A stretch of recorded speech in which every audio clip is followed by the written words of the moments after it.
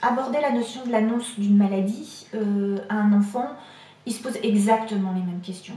Quand je suis confrontée à des parents qui me questionnent autour de comment dire la mort à un enfant, je me rends compte que c'est exactement les mêmes questions qu'ils vont me poser. Donc, comment annoncer une maladie grave à un enfant?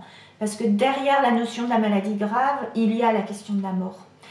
Donc, finalement, les réponses, elles sont complètement identiques. Elles sont complètement identiques. Ce qui se posera peut-être un petit peu plus, qu'on trouvera dans l'annonce de la maladie, c'est que parfois l'enfant, il va questionner sur des choses un petit peu techniques. Voilà, sur les traitements, et que là, il y a des façons d'aborder ça, sans effectivement, a priori, traumatiser l'enfant. La première chose à faire, c'est d'essayer de voir ce que l'enfant a compris ou sait de ce qui se passe. Dans une famille où quelqu'un est gravement malade ou peut mourir, l'enfant, il en sait forcément quelque chose, même si rien ne lui a été dit. Il en sait quelque chose parce qu'il y a un bouleversement dans la vie quotidienne, parce qu'il voit bien qu'il y a des coups de téléphone qui se passent en douce et que maman va aller appeler dans la pièce d'à côté et pas devant lui. Enfin, il y a plein de signes qui lui font dire que quelque chose de grave se passe. Et c'est un petit peu ça la démarche qu'il va y avoir, la première démarche que le parent doit avoir, c'est de voir où il en est de ce qu'il a entendu et de l'histoire qu'il s'est construite dans sa tête autour d'un événement qui pourtant est peut-être tue. Ça peut paraître paradoxal, mais en fait l'enfant il en sait vraiment toujours quelque chose. Donc c'est pouvoir dire à l'enfant, peut-être dans une première approche, tu te rends bien compte que quelque chose de bizarre se passe, tu vois bien qu'il y a des choses qui changent à la maison. Toi là, qu'est-ce que t'en as compris de ça? Et ça, à partir du moment où l'enfant a accès à la parole, après il y a l'enfant en bas âge, hein, où ça va pouvoir s'exprimer différemment. Mais à partir du moment où l'enfant a accès à la parole, c'est une question qu'on peut poser.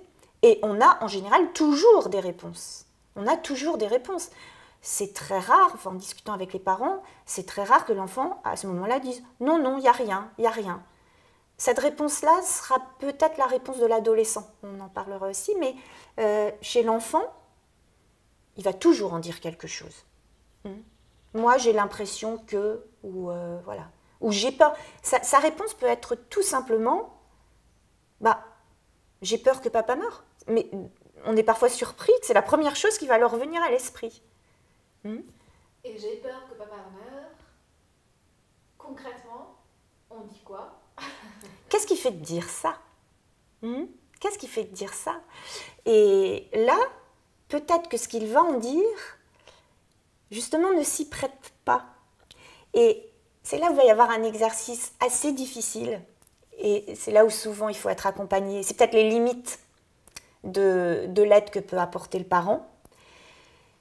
C'est qu'on n'a pas à aller au-delà de ce que c'est l'enfant. Et c'est très difficile à la fois de ne pas mentir sur une réalité, mais à la fois de ne pas aller créer des angoisses qu'il n'a pas. Ce serait complètement inutile. Donc, qu'est-ce qui lui fait dire ça? Si, là, brûle pour point, je repense à des situations, mais si l'enfant dit bah, j'ai l'impression qu'il va mourir parce qu'on lui fait plein de piqûres. Là, ça va être du rôle protecteur du parent de rester dans la vérité, de dire que ce n'est pas parce qu'on lui fait plein de piqûres qu'il va mourir. Par contre, ça va pouvoir alerter le parent sur une inquiétude qu'a l'enfant par rapport aux soins, par exemple, prodigués aux parents. Et peut-être là d'aller en discuter avec un professionnel, qui n'est pas forcément un psychologue, ça peut être tout simplement aussi le médecin, qui va expliquer pourquoi on fait à papa des piqûres. Et là, ça peut être quelque chose de très précis. On peut faire des piqûres à papa pour qu'il ait les jambes moins enflées. Alors certains vont dire, bah oui, mais quand on dit ça, on ment. Non, on ne ment pas. On dit au contraire une réalité, mais on ne donne pas de matériel supplémentaire à l'enfant que lui-même n'a pas aujourd'hui pour s'adapter à ce qu'il vit, quoi.